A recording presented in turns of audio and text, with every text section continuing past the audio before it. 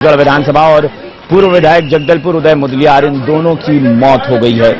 गोपी माधवानी स्थानीय नेता कांग्रेस के, उनकी भी मौत हो चुकी है और अजीत जोगी पूर्व मुख्यमंत्री छत्तीसगढ़, वो वहां से बच निकलने में कामयाब रहे, हेलीकॉप्टर से वो लौट आए। यहां रुकेंगे एक छोटे से ब्रेक के लिए, आप बने रहिए हमारे साथ।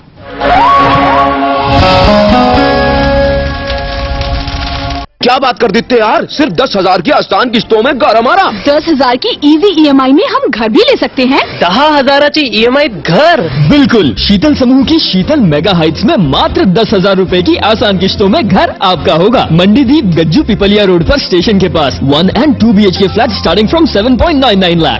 Ground plus 6 floors with lift and power backup. आवास मेले में आए 25, 26 और 27 को। ऑफर सिर्फ आवास मेले तक। Sheetal mega heights, a project by Sheetal समूह।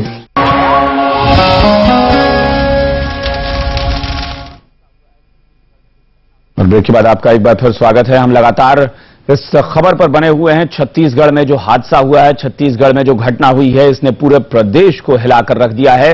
मुख्यमंत्री रमन सिंह इस वक्त अपने आवास पर अधिकारियों की बैठक ले रहे हैं।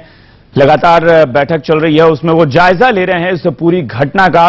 तमाम बड़े अधिकारी इस वक्त मुख्यमंत्री आवास पर मौजूद हैं। हम बता दें कि जो जानकारी है हम अपने दर्शकों को दे दें। मुख्यमंत्री ने अपनी विकास यात्रा रद्द कर दी है और रद्द करके वो वापस रायपुर लौट आए हैं। वहीं कांग्रेस की परिवर्तन यात्रा पहले ही रद्द हो चुकी है, क्योंकि कांग्रेस की इस परिवर्तन यात्रा पर बहुत बड़ा हमला किया है माओवादियों ने। जगदलपुर के सुकमा के पास दरभा घाटी मंदिर के पास माओवादियों ने एक घात लगाकर हमला किया और जो कांग्रेस के तमाम बड़े नेता हैं उन्हें निशाना बनाया है। नंद कुमार पटेल प्रदेश कांग्रेस अध्यक्ष और उनके बेटे, ये दोनों जो हैं माओवादियों के कब्जे में हैं। माओवादियों ने उनका अपहरण कर लिया है, उन दोनों को अपने साथ लेकर गए हैं। वहीं कवासी लखमा कोंटा विधायक काफी मुश्किल से वहां से बच निकलने में कामयाब रहे, जिंदा लौट तो आए, लेकिन उनकी हालत आप देखकर अंदाजा लगा सकते हैं कि वो कितने स्तब्ध और कितने डरे हुए थे, क्योंकि उनकी कनपटी में गोली लगी है। रक्तपात मचाया है माओवादियों ने, लहूलुहान कर दिया है उन्होंने तमाम लोगों को और कवासी लखमा भी खून से लथपथ स्थिति में अस्पताल में पहुंचे। इसके अलावा विद्याचरण शुक्ल वरिष्ठ कांग्रेसी नेता हैं, उनकी पीठ में गोली लगी है, ऐसी खबरें आ रही हैं, लेकिन उनके बारे में अब तक कोई जानकारी नहीं मिल पाई है पुख्ता तौर पर। कोई संपर्क किसी से भी स्थापित नहीं हो पा रहा है। वहीं गोपी माधवानी स्थानीय नेता जो सबसे पहले माओवादियों का शिकार बने, उनकी मौत हुई। उसके बाद महेंद्र कर्मा पूर्व नेता प्रतिपक्ष छत्तीसगढ़ विधानसभा से, उनकी भी मौत हो गई है। पूर्व विधायक जगदलपुर उदय मुदलियार, उनकी भी मौत हो गई है।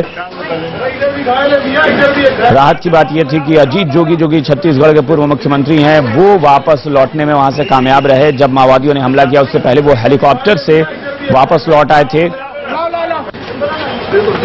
जो नेता वापस लौट कर आए उनके बारे में ये राहत की बात है कि नुकसान से बच गए, लेकिन तमाम बड़े नेता जो हैं वो माओवादियों के निशाने पर आ गए।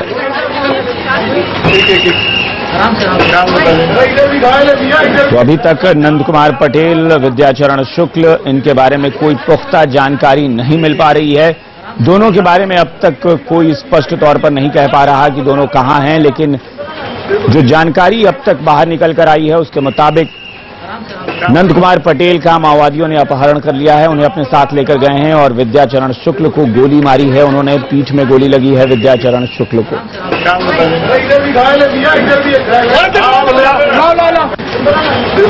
तादाद काफी ज्यादा थी माओवादियों की। शुरुआत में ऐसा लग रहा था कि कुछ चंद माओवादी होंगे जिन्होंने इस घटना को अंजाम दिया होगा, लेकिन जैसे जैसे वक्त गुजरा इस घटना का पूरा जब अनुमान लगाया गया तो करीब 1,000 से भी ज्यादा माओवादी थे जिन्होंने इस घटना को अंजाम देने में अपनी भूमिका निभाई। पूरे इलाके को इन्होंने सील कर रखा था, पूरे इलाके को इन्होंने घेर लिया था और उसके बाद ताबड़तोड़ फायरिंग में उन्होंने खून बहा दिए लोगों के और कई लोग मारे गए।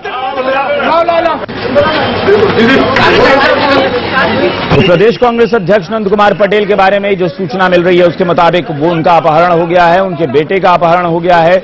वहीं विद्याचरण शुक्ल जो कि वरिष्ठ कांग्रेसी नेता हैं, उनको बुजुर्ग नेता हैं, उन्हें गोली लगी है। बताया जा रहा है कि उनकी पीठ में गोली लगी है और वो घायल हैं, लेकिन अब तक उनसे भी संपर्क स्थापित नहीं हो पाया है। यानी कुछ भी कहना उनके बारे में शायद